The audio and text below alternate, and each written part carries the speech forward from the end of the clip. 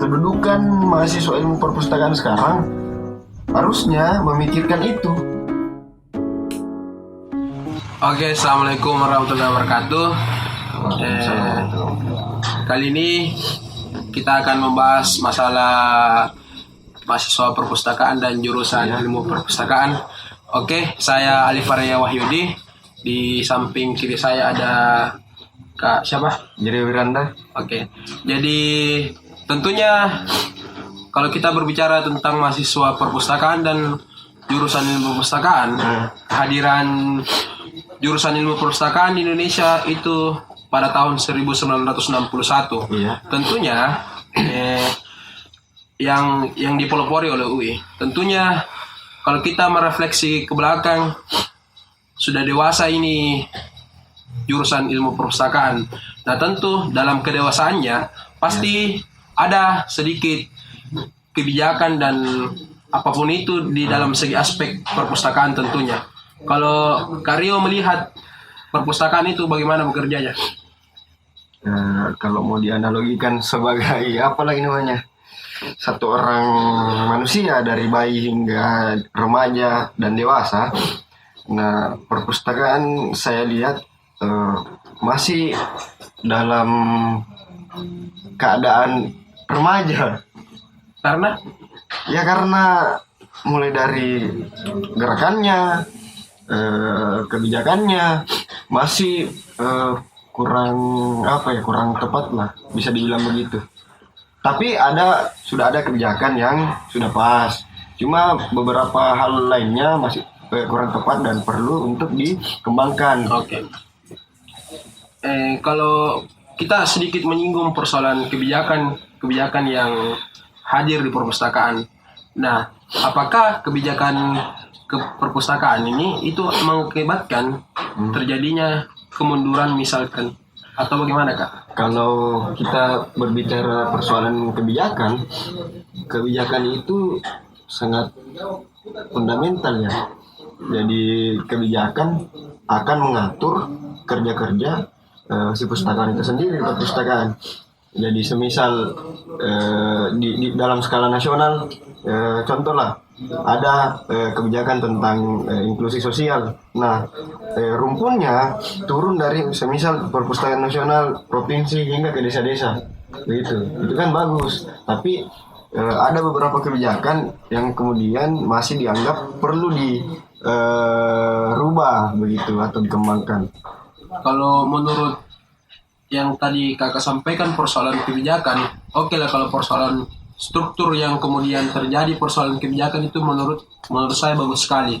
Tapi yang terjadi di lapangan ada beberapa otonomi khusus yang terjadi di perpustakaan. Misal ada beberapa otonomi khusus yang maksud itu adalah BPAD yang kemudian mengambil alih segala kebijakan yang misal di provinsi dan lain sebagainya. Kalau menurutku ide yang Kakak tadi sampaikan itu bagus sekali untuk satu program yang terstruktur yang langsung ke masyarakat. Salah satu yang jadi paradoks di sini, ada hal di dalam undang-undang yang masih menjadi tanda tanya di dalam kepala saya. Tentu itu adalah definisi pustakawan.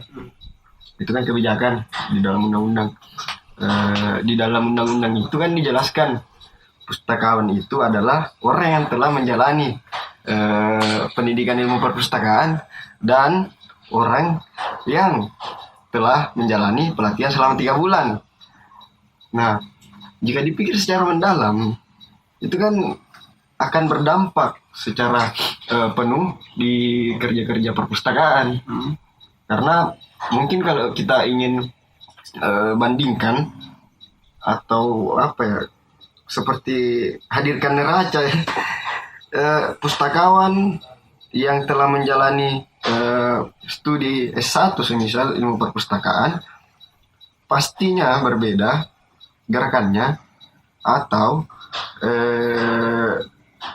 apa-apa yang diperbuat di perpustakaan akan beda dengan orang yang hanya menjalani pelatihan selama 3 bulan. begitu. Ini persoalan kompetensi. Ya, sederhananya begitu. Kalau menurutku yang kita tadi sampaikan persoalan hanya arogansi mahasiswa IP saja yang tidak persoalan definisi si pustakawan itu yang hanya pelatihan 3 bulan. Kalau menurutku kehadiran IP jurusan ilmu perpustakaan itu sejak 1961 itu mempunyai dampak yang signifikan kalau menurutku. Nah tentu hal kehadiran pelatihan yang 3 bulan itu yang menjadi pertanyaan ketika mahasiswa alumni jurusan ilmu perpustakaan ini apakah ada yang diperbuat atau tidak, itu yang menjadi pertanyaan besar. Nah kalaupun tidak ada, ya wajar saja ketika pelatihan 3 bulan itu mempunyai dimasukkan ke dalam undang-undang tersebut. Kalau kita menurut kakak bagaimana? Soalan yang Adik katakan tadi, semenjak ilmu perpustakaan berdiri kan ada waktu kosong di situ, ada jeda, artinya masih kurang lulusan ilmu perpustakaan, sehingga dipilih jalan pelatihan selama 3 bulan untuk membantu kurangnya jurusan ilmu perpustakaan yang dicetak begitu. Oke kak, jadi selama jurusan ini berdiri tentunya banyak alumni yang sudah menjadi alumni misalnya. Jadi apakah kebijakan yang kemudian keluar ini perlu direvisi atau bagaimana? Karena melihat situasi di lapangan sudah banyak alumni yang diluluskan oleh perguruan tinggi dan perguruan swasta dalam sarjana ilmu perpustakaannya kak. Saya perlu karena yang tadi saya katakan, yang lebih berkompetensi adalah orang yang telah menyekolah itu jurusan perpustakaan. Oke, berbicara persoalan kompetensi berarti berbicara persoalan kualitas. Nah, menurutku mahasiswa ilmu perpustakaan hari ini itu berbicara persoalan hal-hal yang teknis saja, tidak berbicara persoalan epistemologi sosial. Nah, salah satu indikator penyebab